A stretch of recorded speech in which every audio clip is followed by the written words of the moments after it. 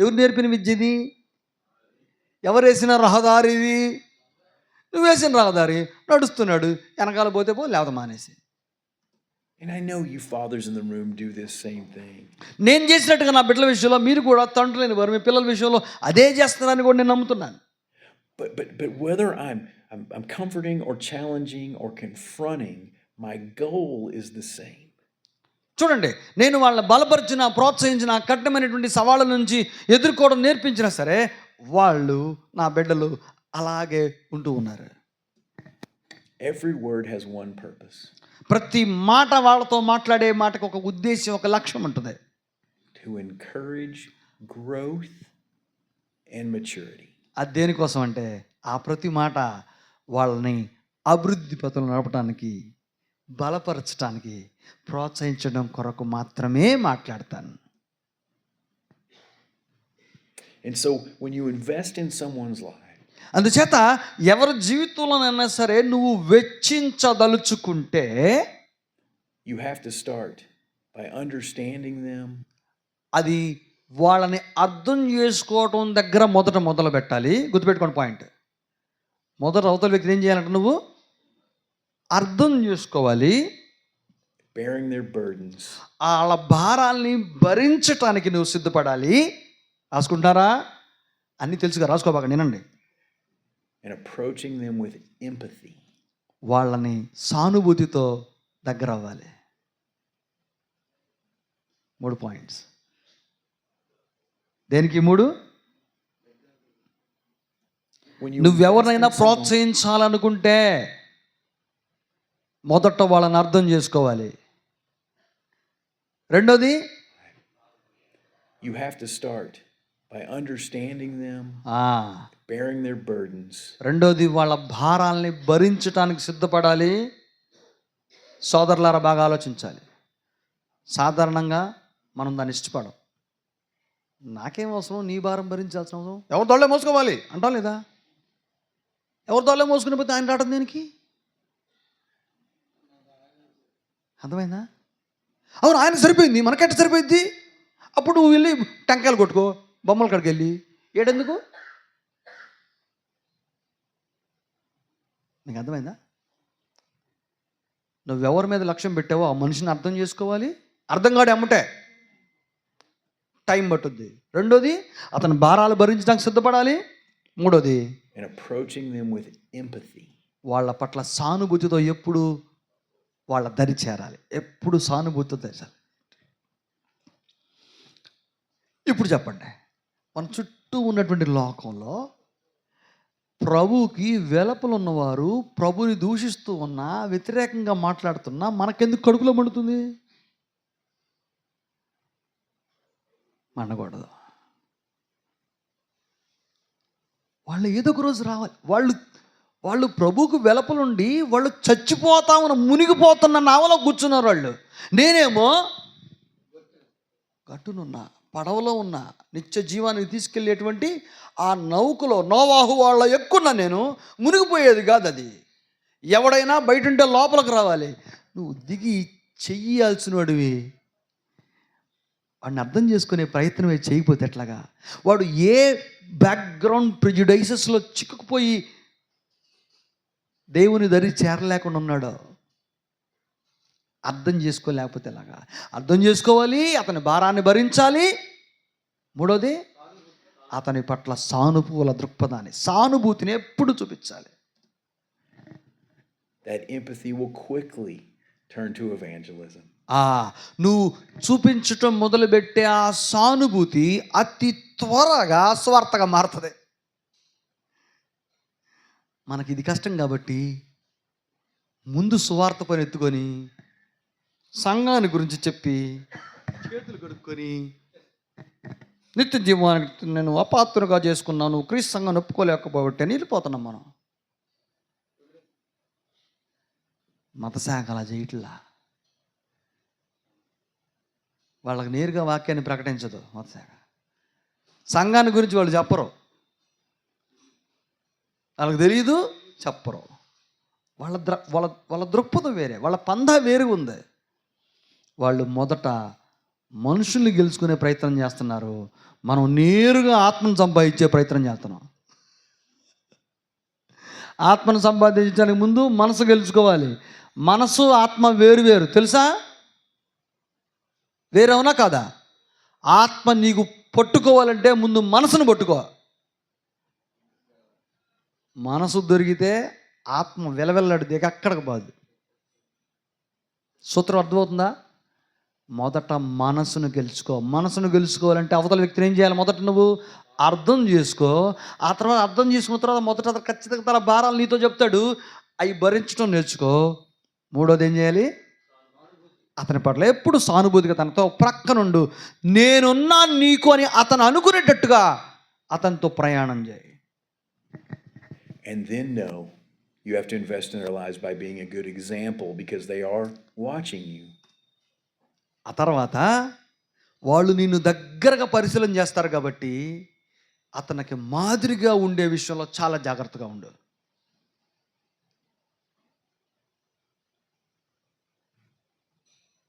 నిన్నే చూస్తున్నాడు. ఎందుకు? అర్థం చేసుకునే ప్రయత్నం చేశావు, భారాలు భరిస్తున్నావు, సానుభూతి దగ్గరికి వెళ్ళి ఎప్పుడు కూర్చుంటున్నావు, ఏదైనా ఇబ్బంది వచ్చిద్దేమో నేను సహాయపడాలని. ఈ మూడు చూస్తున్నప్పుడు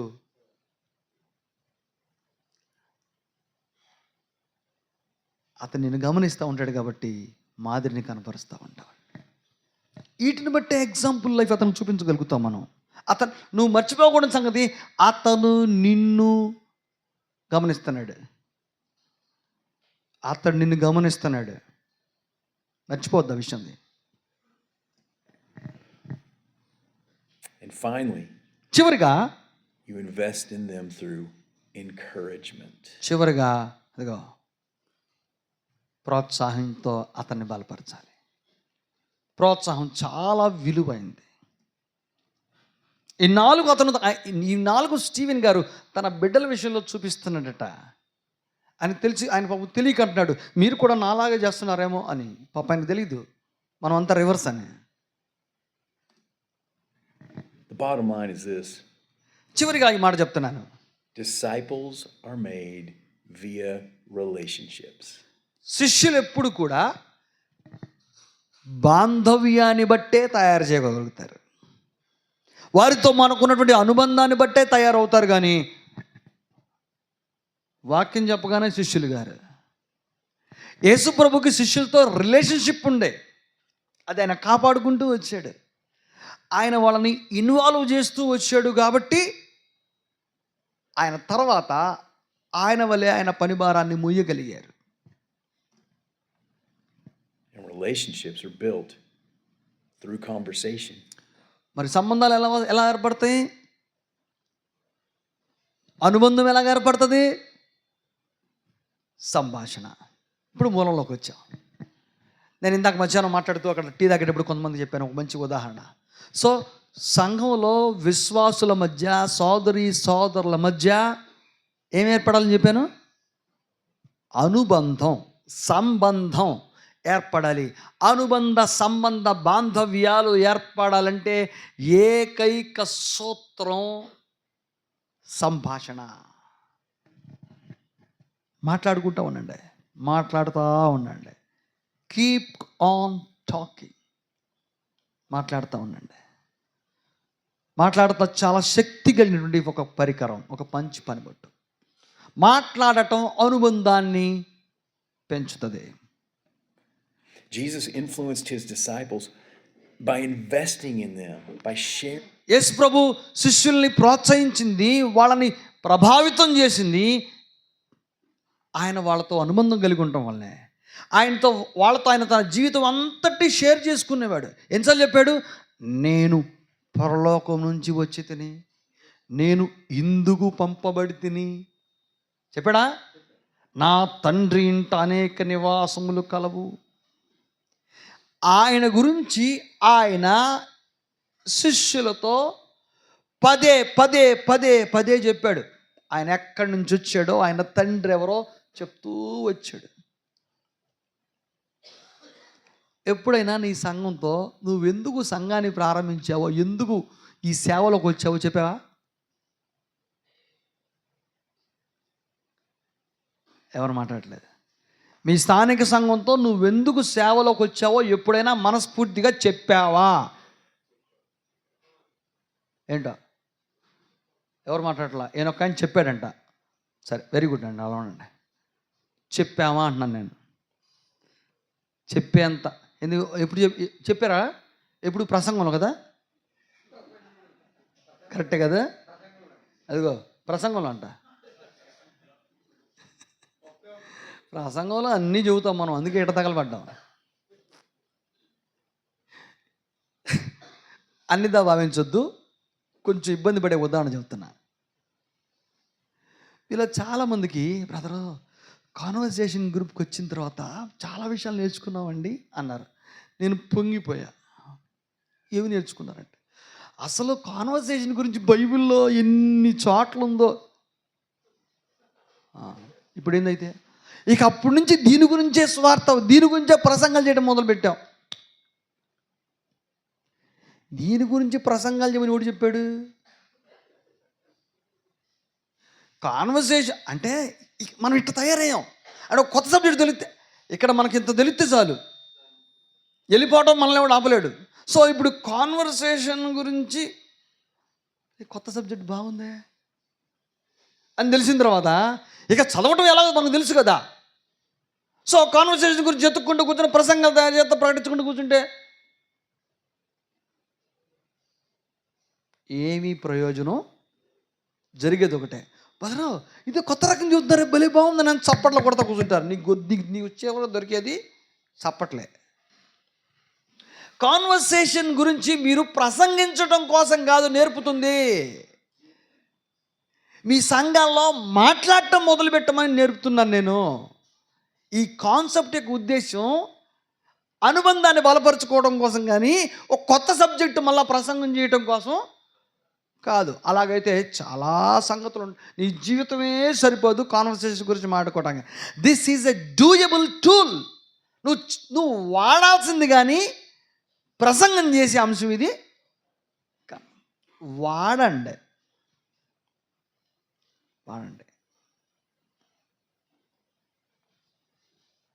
వాడటం కొరకు ఏ అవకాశం ఉందో వెతుక్కుంటూ కూర్చోండి. His life with them. యేసు ప్రభు తన జీవితాన్ని తన శిష్యులతో ఎప్పుడు తేటగా పంచుకునేవాడు, మాట్లాడేవాడు దాని గురించి. Yes, they learned a lot as they sat among the multitudes and listened. వారు చాలా విషయాలు ఆయన దగ్గర నేర్చుకున్నారు. జనసమూహాలతో కూర్చొని మాట్లాడేటప్పుడు, ప్రైవేట్గా ఆయన గదిలో కూర్చొని మాట్లాడేటప్పుడు ఆయన చెప్పాడా, ప్రభువా ఆ ఉపమాన భావం ఏమి? ఉపమానం ఎక్కడ చెప్పాడు? ఆయన జనసమూహమును చూచి అక్కడేమో ఉపమానం చెప్పాడు. లోపల గదిలో కూర్చున్నప్పుడు, ప్రభువా ఆ ఉపమాన భావం ఏమిటి అంటే, పరలోక రాజ్యం మర్మాన్ని వారికి, మర్మం ఎక్కడ కాదు, జనసమూహం మధ్య మర్మం కాదు, అక్కడ ప్రసంగం, అక్కడ అంశం. ఇక్కడేమో దాని లోతు, దాని మర్మం. వాళ్ళని సిద్ధపరచడం కొరకు వాళ్ళు ఏమడిగారు ఆయన్ని, ప్రభువా దీని భావం ఏమి? భావం పబ్లిక్లో నుంచి రాలా, ఆయనను ఆనుకొని వెంట నడిచేవాళ్ళు నాకు భావం కావాలని అడిగారు. డిఫరెన్స్ చూడండి, ఆలోచించండి. సంఘంలో ఎవరైనా బ్రదరు పోయిన ఆదివారం పలానా అంశం చెప్పారు, కొంచెం దాన్ని ఇంకొంచెం లోతుగా చెప్తారా అనేవాళ్ళు ఎవరు ఉన్నారా మన సంఘాల్లో? అంటే దాని ఉద్దేశం ఏంటి అంటే, ఆ సంభాషణ జరిగినప్పుడు ఇతను దాని గురించి ఆలోచన చేస్తున్నాడు అని అర్థం. అతనికి సారాంశంతో పాటు లోతు చెప్తావు. ఇట్లా అడిగేవాళ్ళు ఉన్నారా? క్రీస్తు సంఘాల్లో ఇలా అడిగేవాళ్ళు ఉన్నారా? ఏంటో ఎందుకు లేరు?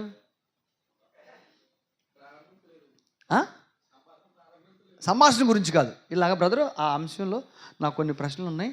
ప్రశ్నలు కాదు, వాళ్ళందరూ ఉంటారు మళ్ళీ, దాన్ని ఇంకొంచెం లోతుగా వివరించండి. నాకు కొంచెం లోతుగా వివరించండి అంటే నేను అందులోకి దిగాలనుకుంటున్నాను దాని అర్థం. అలాగ అడిగేవాళ్ళు ఉన్నారా అంటున్నాను నేను. అంటే ఉండరు. ఎందుకు ఉండరంటే మనం వాళ్ళని అట్టకు తయారు చేసాం కాబట్టి. ఎందుకు ఉండరో చెప్తా. అసలు క్రీస్తు సంఘంలో ప్రసంగం అర్థం కాడు ఉంటాడు. అట్ట చెప్తే ఇట్ట అర్థమైంది అమ్మటే. అర్థమైందా?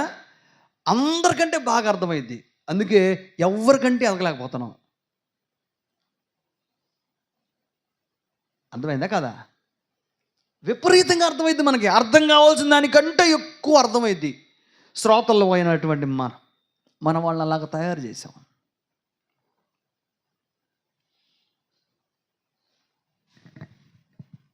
యేసుప్రభు యొక్క జీవితాన్ని గురించి ధ్యానించడం మొదలు పెడితే మనం ఎన్ని విషయాలు దిద్దుకోవడం మొదలవుతుందో. జీవితం సువార్తల్లో అన్ని సంగతులు సువార్తల్లోనే ఉన్నాయి. మనం రూపాంతరం చెందాల్సిన సంగతులు అన్నీ అక్కడే ఉన్నాయి. But it was in their day-to-day sharing of life where he took the time and the energy to invest in those 12. అదిగో ఆ 12 మందికి ఆయన సమయాన్ని, శ్రమను, శక్తిని వెచ్చించి తన జీవితం అంతటిని వారి ముందు పరిచాడు కాబట్టి వాళ్ళకి ఆయనకి మధ్య అంత అనుబంధం ఏర్పడింది ఆ 12 మందితో.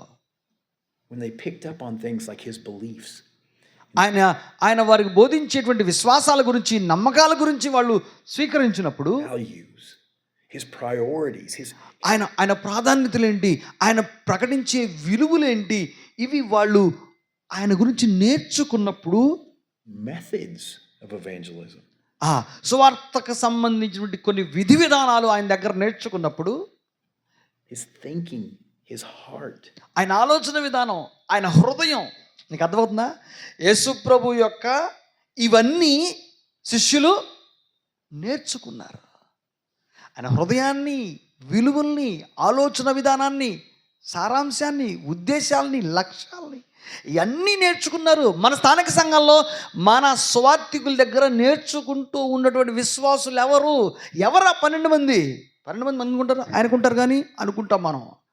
చాలా పొరపాటు. మన తర్వాత మన పని కొనసాగించేవారు మన స్థానిక సంఘాల్లో ఉండాలి అంటే నీ హృదయం వాళ్ళకు తెలియాలి, నీ లక్ష్యం వాళ్ళకు తెలియాలి, నీ పిలుపు తెలియాలి, నీ గురి తెలియాలి, నువ్వెందుకు ప్రభు చేత పట్టబడ్డావో తెలియాలి, నిన్నెందుకు ప్రభు పిలిచాడో తెలియాలి. మీరు ఎంతమంది ప్రభు నన్ను పిలిచాడని నమ్ముతారు? అది మంద కాదు, అది వాళ్ళది. అది ఎవరిది? ప్రభు పిలిచాడంటే మంద కాదు, వాళ్ళదని. అందుకే ఇట్ట తగలబడ్డాం మనం. వాళ్ళు కరెక్ట్గా ఆ పదం వాడుతున్నారు. ఇంతకు పిలవబడ్డ మాట బైబిల్లో ఉందా లేదా? మరి నీకెందుకు లేకుండా పోయింది? అది పిలవబడ్డం చూస్తే పిలవబడ్డాడంట అని ఆయన చూసి నవ్వుతావేంది? ఆడు ధైర్యం చెప్తున్నాడు, నేను పిలవబడ్డాను ప్రభు కోసం. ఎలా పిలవబడ్డావు అనేటువంటి విషయం వచ్చినప్పుడు అక్కడ వేరే సంగతి. అసలు నిన్ను పిలవబడ్డావంటే హేళన చేస్తావు, నవ్వుతావు, వాడిని కామెడీ చేస్తావు. మరి నువ్వెట్టొచ్చా సేవలోకి? డైరెక్ట్ పిలుపు లేకుండా వచ్చి అంటే అతనేమో పిలవబడదు, నువ్వు పిలుపు లేకుండా వచ్చావు అనమాట. అంతే కదా, దాని అర్థం అదే కదా. పిలవబడ్డ వచ్చిన అక్కడ ఉంటే నువ్వు ఎలా వచ్చావు? పిలవకుండా వచ్చావని. ఎలా వచ్చావు? అప్పుడేమైంది తెలుసా? దేవుని రాజ్యంలో దొంగ మెట్టలు మనమే అవుతాం. పిలవకుండా వస్తే దొంగ మెట్టలు అవుతాం కదా, అంతేనా? కాదే. మరి మనస్సాక్షి చెప్పుకోదు, అమ్మో ప్రభువా నేనెట్ట దొంగ మెట్టనే కాదు, నేను సత్యం గురించి ప్రకటించేవాడిని. కాబట్టి నువ్వేమి నమ్మాలి? నిన్ను పిలవబడ్డ మాట నమ్ము, నిన్ను ఎలాగ పిలిచాడు నమ్ము, నువ్వు ఎలాగ పనిచేయాలో నమ్ము. ప్రతిదీ హేళనగా చూడకూడదు. మనం అలాగ అలవాటు పడిపోయాం. అందుకే ఆత్మీయ జీవితాన్ని గురించి ప్రకటించే వాళ్ళమే కానీ ఆత్మీయ జీవితం లేని వాళ్ళం. ఆత్మీయ జీవితం గురించి మంచి ప్రసంగం, యేసు ప్రభు మరణం గురించి ప్రసంగం చేస్తాం, యేసు ప్రభు పునరుద్ధానం గురించి ప్రకటన చేస్తాం, ఆత్మీయ జీవితం గురించి కూడా ప్రకటన చేస్తాం. అన్ని ప్రకటనలే. Spiritual life is not a lesson, it is a practice. ఆత్మీయ జీవితం ప్రసంగం కాదు, సాధన. నువ్వు ఎలాగ సాధన చేస్తున్నావు సంగతి నీ సంఘం చూస్తుందో నిన్ను వెంబడించాలని నీ సంఘం అనుకోవాలి. ఎస్, ఈ మాట నేను ధైర్యంగా చెప్పగలుగుతున్నాను. ఈ మాట నీ స్థానిక సంఘం నిన్ను చూసి ప్రభుని వెంబడించే స్థితికి నువ్వు ఉండగలిగితే అప్పుడు నువ్వు పిలువబడ్డ పిలుపు యథార్థమైంది.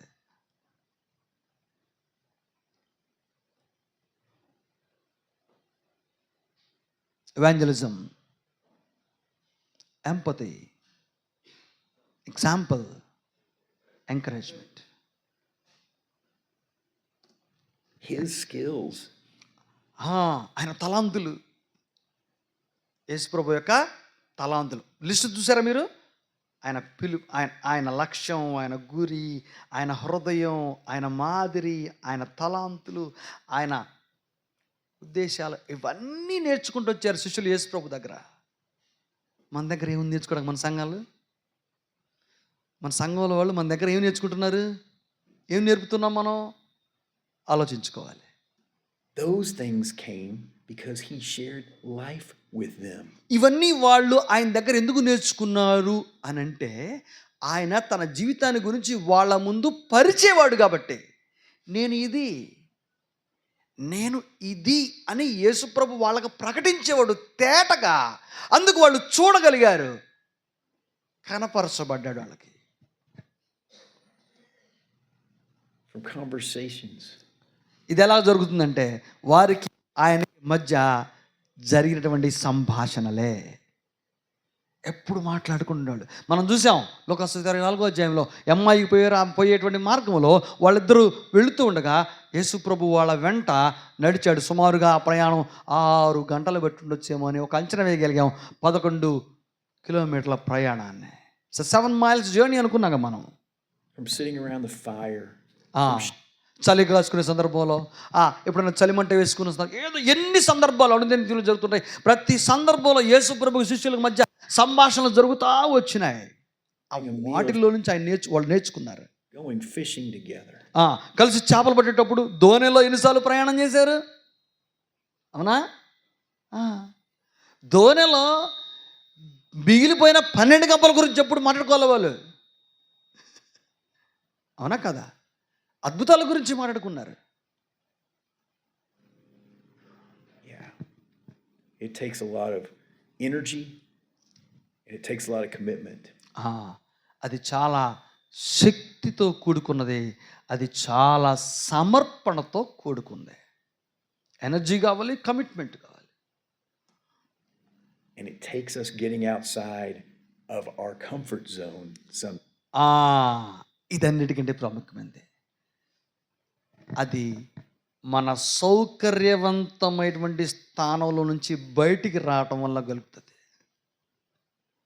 మన కంఫర్ట్ జోన్లోంచి మనం బయటికి రావాలి. అంటే మనం ఎక్కడుంటే మనకి ఇబ్బంది లేకుండా సౌకర్యవంతంగా ఉంటామో అక్కడే సెలేసుకొని ఉంటాం, ఇష్టపడతాం. దాన్ని దాటి ముందుకు రావాలి. అంటే ఏ సందర్భం ఎంత కఠినమైన పరిస్థితుల్లోనైనా సరే నువ్వు వెళ్ళటానికి సిద్ధ మనసుతో నువ్వు ఉండాలి. మనకు కంఫర్ట్ లేకపోతే రాలేము. ఏమంటారు? నేను దీని గురించి ఉదాహరణ చెప్పకూడదు, చెబితే చాలామంది బాధపడాల్సి వస్తుంది. కంఫర్ట్ జోన్లో నువ్వు సెలేసుకొని కూర్చోకూడదు. కఠినమైన పరిస్థితుల్లోకి నువ్వు వెళ్ళాలి. నువ్వు నెట్టబడాలి అక్కడికి.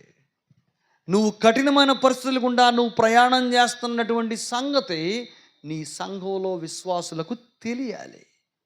అప్పుడు వాళ్ళు నీతో పాటు ఉంటారు. క్రీస్తు ప్రభు యొక్క సంఘాల్లో మన సేవకుల పట్ల సంఘానికి ఉన్న దృక్పథం తెలుసా? మా సేవకుడు అసలు ఆయన ఏమన్నా చేయగలంట. అవునా కదా? అవునా? మా బ్రదర్ అండి, అసలు ఆయన ఎంత పెద్ద సమస్య భలే ఢీకుంటాడండి. ఆయన జ్ఞానం చాలా గొప్పదండి. మేము వెళ్ళాల్సిన అవసరంలా. అది ఆ మాటకు అర్థం లోపల. మీకు అర్థమైందా? ఆయన ఒక్కడే మనసు పెట్టాలి అందరూ. ఆయన ఒక్కడే చేయగలడు. ఆ మాట ఇంటి ఎట్టుంటుంది? ఆయన ఒక్కడే చేయగలడని అనిపించుకోవడం కొరకు కూడా చేస్తాం మనం. అందుకే సంఘాలు పతనం అయిపోయినాయి. నువ్వు ఒక్కడవే చేయగలవని పక్కన పెట్టు. యేసు ప్రభు తనొక్కడే చేయగలని, తనొక్కడే పూర్తి చేయాలనుకోవాలా. తన శిష్యుల్ని తాను సిద్ధపరిచాడు. ఎందుకు? దేవుని రాజ్య నమూనా, దాని విస్తరణ అంత గొప్పది కనుక. మన సంఘాలు ఇలా అనుకుంటాయి. ఆయనకి మన డబ్బులతో పని లేదు. మనం వెళ్ళకపోయినా ఆయన పని చేయించుకుంటాడు. మీటింగ్స్ బ్రహ్మాండంగా జరుగుతాయండి. అసలు మా పాస్టర్ గారు ఎట్టు పెడతారు? బ్రదర్ సూపర్గా పెడతారు. వెళ్ళి కూర్చోవడమే మా పని. అవునా కదా? ఎవరు నేర్పారు ఇది? మనమే నేర్పాం. అందుకే వచ్చి చక్కగా కాలు మీద కాలు కూర్చున్నాను. బ్రదరు బాగా పెట్టారండి, మీటింగ్స్ బాగా పెట్టారు. ఎవరు ఈ మాట అనేది తెలుసా? సంఘ సభ్యుడు. బయట వాళ్ళు వచ్చి ఇతన్ని అనాలి, బ్రదర్ మీటింగ్స్ బాగా ఏర్పాటు చేసి సంఘాన్ని అనాలి కదా. ఇతనికి అసలు ఆ భాగస్వామ్యమే లేదు. దేవుని పని తనకు సంబంధం లేకుండా జరుగుతూ ఉంది సంఘంలో. ఎలా తెలుస్తుంది అతనికి? యేసు ప్రభు కూడా చేయలేట్లగా. యేసు ప్రభు కూడా చేయని పరిచయం చేస్తున్నాం మనం క్రీస్తు సంఘాల్లో. అర్థమైందా? ఆయనేమో 12 మందిని కలుపుకున్నాడు, మనకేమో ఎవరు రావాల్సిన అవసరం లేదు, మొత్తం నేనే. అందరికి చెక్కులు రాసి ఇచ్చేస్తాం మనం. నీ బిల్లు ఎంత? కొట్టేసాను పో. నీ బిల్లు ఎంత? కొట్టేసాను పో. అంటే మనం అలవర్చబడ్డాం, అలాగ అలవర్చబడ్డాం. నేను దాన్ని తప్పంటలేదు, కానీ దాని నష్టాన్ని చూడమంటున్నాను నేను. దాని నష్టం ఏంటంటే సంఘ సభ్యులకి సువార్తీకరణ పట్ల బాధ్యత తెలియలా. దాన్ని భాగస్వాములుగా మనం చేయగలగాలి. యేసుప్రభు ఆ భాగస్వాములు శిష్యులు నడుపుతూ ఉన్నాడు. ఆయన తలాంతులు, ఉద్దేశాలు, లక్ష్యాలు, హృదయాలు అన్నీ వాళ్ళకి బోధపడుతున్నాయి. ఎందుకంటే అనేక సందర్భాల్లో వాళ్ళతో ఆయన మాట్లాడుతూ ఉన్నాడు కనుక. But I believe that God will do amazing things for his kingdom when we take the time to share our lives with other people. ఇతరులతో మన జీవితాన్ని తేటగా పంచుకోవటం మొదలు పెడితే అద్భుతమైనటువంటి సంగతులు మనం సాధించగలుగుతాం. Now I have a warning before I go. నేను ఈ ప్రసంగాన్ని ముగించడానికి ముందు ఒక మంచి హెచ్చరిక చేద్దాం అనుకుంటున్నాను. Relationships are far more demanding. మానవ సంబంధాలు చాలా అత్యవసరం. సంఘాల్లో సంబంధ బాంధవ్యాలు కోరుకుంటా ఉంది సంఘం. ఎక్కువ డిమాండ్ ఉంది దానికి అంటున్నాడు. నిజమే కదా? అవునా? ఒక్క శరీరములో పాలివారం అవుతున్న మనం ఒక్క శరీరంలాగా ప్రవర్తించటంలా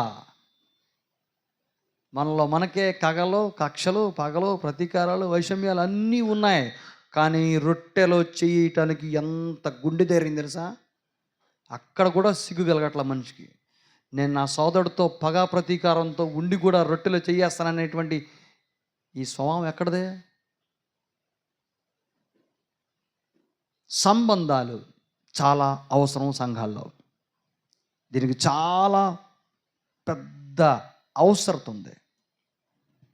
And far messier than programs and preaching. అంతేకాదు, సువార్త ప్రకటనలో అంశాలలో ఇంకా చాలా లోతైనటువంటి అనుభవాలు మనకు కావాలి. Nothing against programs and preaching. It's good to have programs. It's good to be organized, to have a... అయితే కార్యక్రమాలు నిర్వహించబడటం మంచివే. కార్యక్రమాలు జరిగించబడటం మంచివే. కానీ దానికంటే ప్రాముఖ్యమైనది బంధాలని బలపరుచుకోవటం సంఘాల్లో. That people can come to. That's how you can begin to get to know people. It's wonderful to preach good sermons. అద్భుతమైన సంగతి, మంచి మంచి సంగతులు ప్రకటించడం, ప్రజలు రావటం, వినటం, అభినందించడం, గొప్పగా లోతైనటువంటి భావాలు తెలుసుకోవటం మంచిదే. కానీ దానికంటే అతీతమైంది సంఘంలో బంధాలు బలపడటం. But when you decide to do evangelism, ఒకవేళ నువ్వు కేవలం స్వార్థ పని చేయటం కొరకే నిర్ణయించుకున్న మాట వాస్తవం అయితే, feel your agenda, your calling, ఒకవేళ నీ పిలుపు అది అయితే, నీ గురి గనక ఆ స్వార్థ ప్రకటించడం ఒక్కటే గనక అయితే, by investing in other people's lives and by sharing your life with them, అయితే అది ఇతరుల జీవితాల పట్ల నువ్వు పెట్టుబడి పెట్టేటువంటి సువార్థీకరణ అయి ఉండాలి. ఇలా చేయాలి. నీ జీవితాన్ని నువ్వెవరి కొరకు ప్రయాసపడుతున్నావో వారి ముందు తేటగా చూపగలగాలి, ప్రభు చూపినట్టుగా. ఎస్, ప్రభు చేశాడు ఆ పని. Sharing our lives. నీకు గుర్తుందో లేదు, last week sharing our lives అనే మాటకు అర్థం చెప్పా. మన సంస్కృతి ఒప్పుకోదు షేరింగ్ అవర్ లైఫ్స్ అంటే. షేరింగ్ అవర్ లైఫ్స్ అంటే నీ జీవితంలో ప్రభు యొక్క ప్రభావాన్ని చెప్పటం. షేరింగ్ ఆఫ్ లైఫ్ అంటే నీ జీవిత రహస్యాలు చెప్పడం గురించి నేను మాట్లాడలా. నీ జీవితంలో ప్రభు యొక్క ప్రభావాన్ని చావటం, అది షేరింగ్ యువర్ లైఫ్ అంటే. It's going to be difficult. అయితే ఈ విధమైనటువంటి సువార్త పని చేయడం నిజంగానే కొంచెం కష్టతరమైంది, జీవితాన్ని పంచుకుంటూ చేసే సువార్తీకరణ. God calls us to difficult things. దేవుడు మనల్ని కష్టమైన వాటికే పిలుస్తూ ఉన్నాడు, సులువైనటువంటి వాటి కోసం పిలవల, కష్టమైన వాటికి పిలుస్తూ ఉన్నాడు. But he is always there to support us in doing them. అయితే కష్టమైన వాటికి పిలిచినటువంటి దేవుడు నువ్వు వాటి గుండా ప్రయాణం చేస్తూ ఉంటే నీతో ప్రక్కనే ఉంటాడు, నిన్ను విడిచిపెట్టాడు. ఎందుకంటే పిలిచినవాడు ఆయన కాబట్టి నీతో నిలిచేవాడు కూడా పిలిచి నిలుస్తాడు నీతోటి. I believe when God tells us to love our neighbor. గుర్తుపెట్టుకోండి, నేను ఈ మాట చాలా బలంగా నమ్ముతాను. నిన్ను వలె నీ పొరుగు వారిని ప్రేమించమని ప్రభువు చెప్పిన మాట. Asking us to do things that are uncomfortable. He's asking us to take some risks. అదిగో కొన్ని సవాళ్ళు ఎదుర్కోమని, కొన్ని కఠినమైన పరిస్థితులు గుండా వెళ్ళమని కూడా ఆయన మన నుండి కోరుకుంటున్నాడు. నిన్ను వలె పొరుగు వారిని ప్రేమిస్తూ ఉన్నటువంటి, ప్రేమించమని చెప్పినటువంటి ఆ మాటలో ఏముంది? అతని కోసం నువ్వేం చేయాలని చెప్పాము? అతని భారాలు భరించగలగాలని చెప్పాము, ప్రోత్సహించాలని చెప్పాము, అతనికి సువార్త పని చేయాలని చెప్పాం, అతని పట్ల సానుభూతి చూపించాలని చెప్పాం. Actually try to relate to people. మనుషులతో ఆ అనుబంధాన్ని కలుపుకుంటూ ముందుకు సాగాల్సిన అవసరం ఉంది. But as we've seen today, that's the kind of love Jesus modeled for us. మన కొరకు యేసు ప్రభువు చూపించిన ప్రేమపూర్వకమైనటువంటి మాదిరి అలాంటిదే.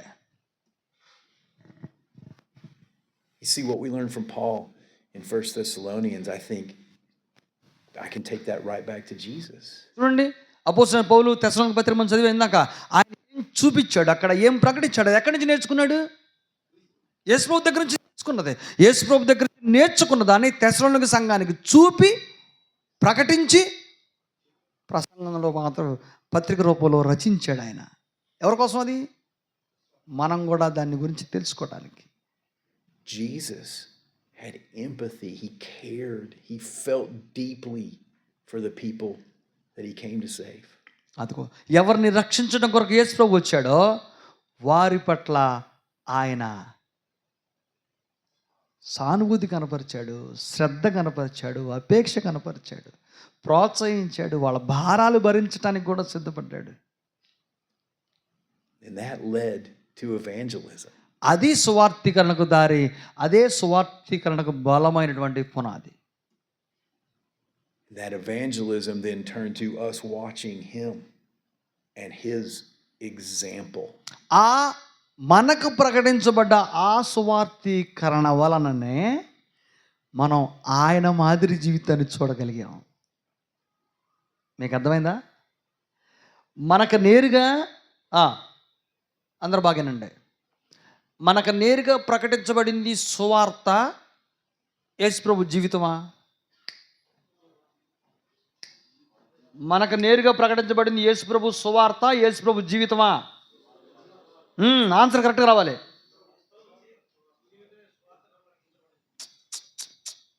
సరిగా అర్థం చేసుకోవట్లే మీరు. మనము రక్షణలో నడిపించింది యేసు ప్రభు జీవితమా, యేసు ప్రభును గూర్చినటువంటి సువార్త? కరెక్ట్గా సమాధానం చెప్పాలి. అర్థం కాలేదు.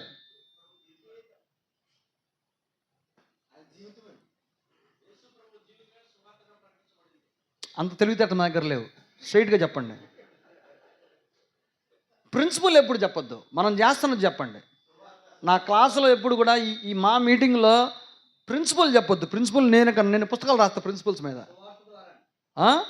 There you got the point. మనం ఈరోజు రక్షణలో నడుస్తుంది సువార్త వల్ల, కానీ మనకు చూపబడ్డ యేసు ప్రభు జీవితం వల్ల కాదు. మనం ఎప్పుడు నేర్చుకుందాం యేసు ప్రభు జీవితాన్ని? మనకు ప్రకటించబడింది మత్తయి 16:16, రోమా 16:18. ఇదే అదే రివర్స్లో. వాటి వల్ల మనం రక్షణలోకి వచ్చాం, క్రీస్తు సంఘంలోకి. అంతేగాని యేసు ప్రభుని చూసి రాలా. ఏమంటారు? కానీ ఆ సువార్త వల్ల రక్షణలోకి వచ్చిన మనం యేసుప్రభు జీవితాన్ని చూపగలిగితే, ఎందుకంటే ఇప్పుడు చెప్పారు కదా, ఆ సువార్తలో జీవితం ఉంది కదా, నువ్వు వచ్చిన తర్వాత కూడా ఇంకా 18 దగ్గర ఆగిపోతే నువ్వు అక్కడే ఉండిపోయావు. ఆ సువార్తలో యేసుప్రభు యొక్క జీవితంలోకి నువ్వు ప్రవేశిస్తే ఇప్పుడు ప్రకటించాల్సింది సువార్త కాదు, జీవితం. అప్పుడు ఆ జీవితం వల్ల వచ్చిన వాళ్ళు స్థిరులను, కదలని వారును, ప్రభు కార్యాభివృద్ధి అందు ఎప్పటికీ ఆసక్తులుగా ఉంటారు. అది చేయకపోతే భవిష్యత్ తరాలు ఇప్పుడు మనం ఎలా ఉన్నామో అలాగే ఉంటాయి. అర్థమైందా? ఈరోజు మనం ఎలా ఉన్నామో ఒక 50 సంవత్సరాల తర్వాత ప్రభు యొక్క సంఘాలు రైట్ ఇలాగే ఉండిద్దామా, లేకుంటే మారుద్దామా? ఏమన్నా మారుద్దామా? రైట్, ఇలాగే ఉంటే ఇది బాగుంది అనుకుందాము, ఇట్లాగే చేద్దాం పని. ఇలా కాదు, ఇంకో ఏదో దశకు మారాలనుకుంటే మనం నేర్చుకున్నటువంటి సువార్తల నుంచి యేసుప్రభు యొక్క జీవితాన్ని చూపించి జీవితం ద్వారా రాబట్టి వాళ్ళకు సువార్త చెప్దాం. కరెక్టేనా? ఇప్పటివరకు సువార్త చెప్పుకుంటూ రప్పించుకున్నాం సంఘంలోకి, వాళ్ళు పని పాట లేకుండా అట్టాగే ఉన్నారు. మేము పని చేయాల్సిన అవసరమే లేదనుకుంటున్నారు. అంచేత జీవితాన్ని చూపించగలిగితే, అదే సువార్తగా ప్రకటించబడితే యేసులోకి వచ్చేవాళ్ళు తమ జీవితాలను లోకానికి కనపరుస్తారు. ఈ డిఫరెన్షియేషన్ జాగ్రత్తగా గమనించాలి మనం. ఈ వేరియేషన్ క్యాచ్ చేయకపోతే ఎక్కడేసిన గొంగళ అక్కడే ఉంటుంది. And then listening to his words of love and encouragement. ఆ తర్వాత ఆయన ప్రేమ గల మాటలు, అలాగే ఆయన ప్రోత్సాహకరమైనటువంటి అంశాలు, ఇవన్నీ మనకి ప్రకటించబడతా ఉంటే వెంబడించాలి. And the other words of love and encouragement that were left behind in the Word of God. And of course, Jesus took that all the way to the cross. ఇంకా అంతిమంగా ఆలోచన చేస్తే, ఇక మిగిలిపోయినటువంటి విషయాల్లో ఆయన మనకు ప్రకటించిన సువార్త అంతటి యొక్క సారాంశం ప్రేమగా మలచి దాన్ని పరిపూర్ణతను సిలువలో చూపించాడు. ప్రకటించిన దాని అంతటి యొక్క సారాంశం ఏంటంటే, మీరు కూడా మీ సోదరుల కొరకు ప్రాణము పెట్ట. దాని గురించి ప్రసంగం చేస్తూ ఉంటుందండి, భలే ఉంటుంది ఆ ప్రసంగం. దేని గురించి? ఎంత బాగుంటుందో ప్రసంగం. మనకు అన్ని ప్రసంగాలు అయిపోయినాయి, మరి మనం కనపరిచేది ఎప్పుడు, మనం చూపించేది ఎప్పుడు? ఆయన ఒక నియమం కొరకు భూమి మీదకి వచ్చి దానిని ప్రకటిస్తూ ఒకవేళ సిలువ మ్రానుపైన మరణించకపోతే ఇదంతా వ్యర్థమైపోయిద్దా కదా? అవునా? సో ప్రిపేర్ చేస్తున్నాడు, తన మార్గం అంతట్లో ప్రయాణం చేస్తూ తన బోధ రూపంలో ప్రకటిస్తూ స్థిరపరిచింది ఎక్కడంటే సిలువ మీద. అక్కడ బోధ స్థిరపరిచాడు, తన ప్రేమ యొక్క పరాకాష్ఠ చూపించాడు. That is the ultimate goal. అంతకంటే ప్రేమించేటువంటి మనుష్యుడు ఇంకెవరో ఎవ్వరు లేడు.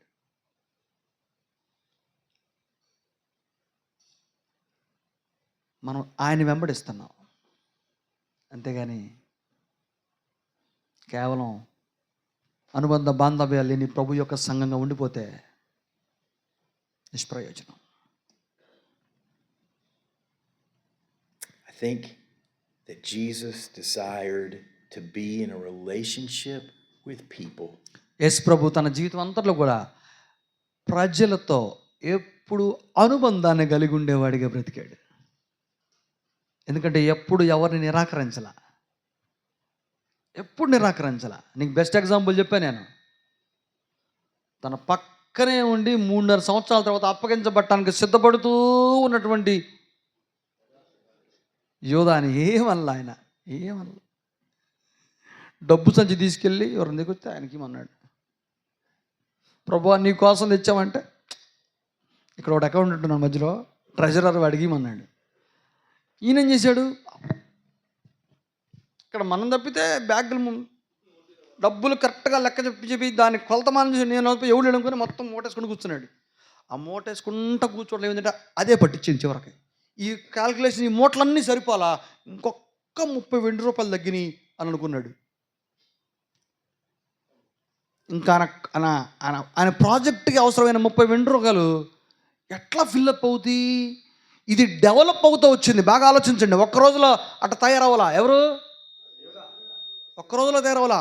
ఆయన మనస్తత్వాన్ని ట్రైనప్ చేసుకుంటూ వచ్చాడు. చివరికి 30 వెండి రూపాయలకి ఆ ట్రైనప్ ఎక్కడికి వెళ్ళిందంటే, తనంతకాలం ఎవరు చాటున కూర్చొని భోజనం చేశాడో ఆయన అప్పగించడానికి కూడా సిద్ధపడ్డాడు. అందుకే ఆయన గురించి అన్నాడు, ఇటు పట్టుకుని ఉంటే ఎంత మేలు అన్నాడు.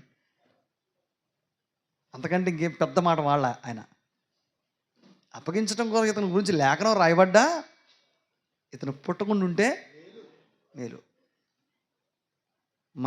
మనలో ఇన్ని సంవత్సరాలు సేవ చేస్తున్నాం, ఒకవేళ మన గురించి ఎవరైనా ప్రభు ఆ మాట అంటాడేమో, దాని గురించి ఎప్పుడు భయపడాలి, ఎప్పుడు భయపడాలి. దౌర్భాగ్యుడా, నువ్వు సేవలోకి రాకుండా ఉంటే బాగుండేదే అని అంటాడేమో మనం చూసి ఒకరోజు. నువ్వు ఇలా సేవ చేస్తావు అనుకుంటే నేను పిలిచేవాడిని కదా అంటాడేమో. అసలు నేను పిలవకుండా నువ్వు ఎందుకు వచ్చావు సేవలోకి అంటాడేమో. నీకు అర్థమైందా? పిలవకుండా వచ్చేవాళ్ళు ఉన్నారు, దొంగమెట్లు ఉన్నారని చెప్పాడు లేదా? వాళ్ళు ఎందుకు వచ్చారు తెలుసా? ఒక ఆయన అన్నాడు, ఏందండి మీ కొడుకు అంటే 10th క్లాస్ చెప్పాడండి. మరి ఏం చేద్దాం? ఏం చేసి బైబిల్ ట్రైనింగ్ పంపడం అన్నాడు కదా. 10th class తప్పాడంట. ఇంకా వీడు దేనికి పనికిరాడండి. నిజంగా నాతో అన్నారు, బ్రదరు ఇంకా వీడు లాభం లేదు కానీ నీ ఎంట తిప్పుకోండి అన్నాడు. వీడు లాభం లేదంట, నీ ఎంట తిప్పుకోండి. దాని అర్థం ఏంది? వీడు దేనికి పనికిరాడు నీకు తప్పితే అని. ఎందుకంటే నువ్వు కూడా వాళ్ళంటోడివే కదా. మీ ఇద్దరు తిరగాల్సిందే. ఇక మరి అక్కడ మీ ఇద్దరికి ఎవరికి పనికిరారు అంటే కదా అని అర్థం. ఆడికంటే వాళ్ళు కొంచెం తలకాయ ఉంది కాబట్టి అని అర్థం. సో ఈ యాటిట్యూడ్లో చాలా మార్పులు రావాలి. మార్పులు రాకపోతే మనం ఉన్నటువంటి స్థితిలోనే కుంగి కుసించిపోవాల్సి వస్తుంది. Because he wanted to bring them. యేసు ప్రభు ఇదంతా ఎందుకు చేశాడంటే, ఆయన లక్ష్యం వాళ్ళని తన వైపు తీసుకొచ్చుకోవటమే. మన లక్ష్యం కూడా ప్రజల్ని ఆయన వైపు తిప్పటమే. Into a right relationship. అది కూడా ఒక మంచి అర్థవంతమైనటువంటి బాంధవ్యంలోకి నడిపించటమే. God. అది దేవునితో. Now that's our responsibility. అది మనందరి బాధ్యత. ఇదే మనందరి బాధ్యత. మనం నశించిపోయిన వారిని క్రీస్తు సంఘంలోకి నడిపించడమే మన బాధ్యత అనే దాంట్లోంచి బయటికి రావాలి. గుర్తుపెట్టుకోండి. జరిగేది అయినప్పటికీ లక్ష్యం అది కాదు. మనం అక్కడ ఆగిపోయాం. ఎక్కడా? క్రీస్తు సంఘం నడిపించడమే జరిగేది అదే. నేను దాన్ని కాదంటలేదు. కానీ జీవితం ఎప్పుడు వచ్చుద్ది? యేసు ప్రభువుని చూస్తూ ఉంటే జీవితం వచ్చుద్ది, కానీ సంఘంలో చూస్తూ ఉంటే జీవితం రాదు. సంఘంలో యేసు ప్రభు జీవితం కనపడాలి. It's our responsibility to bring people to Jesus. యేసు వద్దకు ప్రజలు నడిపించడం మన బాధ్యత. To have a relationship with them. వాళ్ళతో సరైన సత్సంబంధాలు, అనుబంధాన్ని కలిగి ఉండటం మన బాధ్యత. So that Jesus can bring them into a right relationship with God our Father. మన పరలోకపు తండ్రితో యేసు ప్రభు ద్వారా మాత్రమే అట్టి అనుబంధాన్ని మనము వాళ్ళకి కలిసి పునర్నిర్మించుకోగలం. I love you. I'm proud of you. I'm praying for you. నేను మిమ్మల్ని అందరినీ ప్రేమిస్తున్నాను. మిమ్మల్ని అందరిని చూస్తుంటే నాకు చాలా గర్వంగా ఉంది. మీ అందరి కోసం నేను ప్రార్థన చేస్తూ ఉన్నాను. I'm grateful that you are taking on the challenges of this work. ఇదిగో ఈ కాన్వర్సేషన్ అనే ఈ కార్యక్రమంలో ఎన్నో సవాళ్ళు ఎదుర్కోవడానికి మీరు సిద్ధపడుతున్నందుకు నేను చాలా ధన్యుణ్ణి, కృతజ్ఞుణ్ణి. The work of things like investing in people.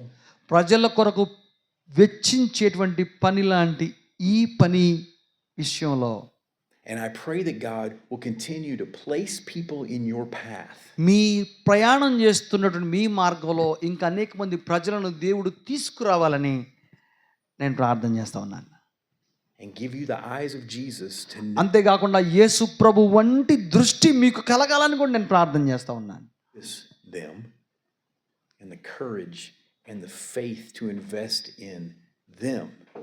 అంతేకాకుండా ఇతరుల కొరకు మీరు వెచ్చించగలిగేటువంటి విశ్వాసం మీలో నింపబడాలని కూడా నేను ప్రార్థన చేస్తా ఉన్నా. Just like Jesus has invested in us. యేసు మన కొరకు తన జీవితం అంతటినీ పెట్టుబడిగా వెచ్చించిన రీతిగా మనం కూడా ఇతరుల జీవితాల కొరకు మన జీవితాన్ని పెట్టుబడిగా వెచ్చిద్దాం.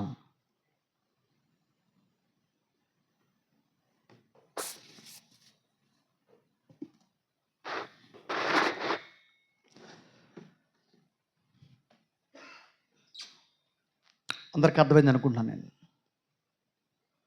చాలా భావోద్రేక సంబంధమైనటువంటి విషయాలు ఇవి. ఇది ప్రసంగాంశాలుగా మీరు భావిస్తే నేను చేయగలిగింది ఏమీ లేదు. ఇది జీవనాంశాలు, మనం మార్చుకోవాల్సిన అంశాలు, మన దృక్పథాన్ని మలుచుకోవాలి. This is nothing but shifting our paradigm. తన దృష్టిని మార్చుకోవాలి సేవ పట్ల. అలాగ మార్చుకోవడం కొరకు ఈ పరిచర్య ఉపయోగపడాలని నేను ఎంతగానో కోరుకుంటున్నాను. వేడివేడి భోజనం వెనకాల సిద్ధంగా ఉంది. ప్రార్థన చేసుకొని భోజనానికి వెళ్దాం. షార్ప్గా 2 గంటలకల్లా మళ్ళీ వచ్చేసి షార్ప్గా మనకున్న సమయానికి పూర్తి చేద్దాం. మన మధ్యలోకి గౌరవనీయులు పెద్దలు ఐజాక్ గారు వచ్చారు. వారు 2 ముగింపు మాటలు చెప్పి ప్రార్థన చేయవలసింది కోరుతున్నా.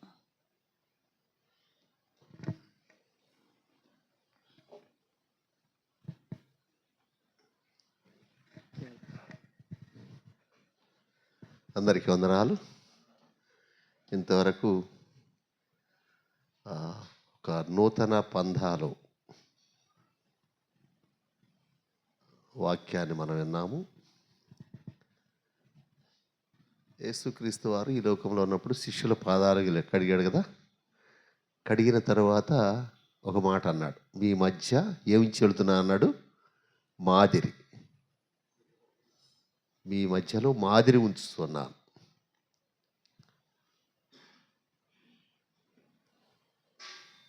ఆయన జీవితము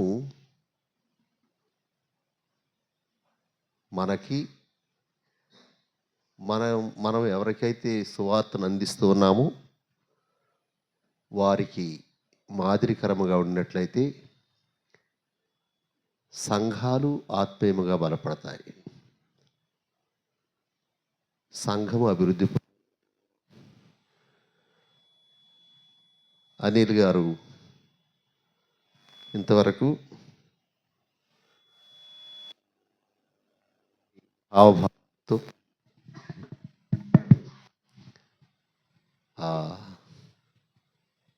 వివరించారు. సహోదరులు బేరీ గారు చెప్పిన మాట భాగాన్ని, అలాగే మనం ఎంతవరకు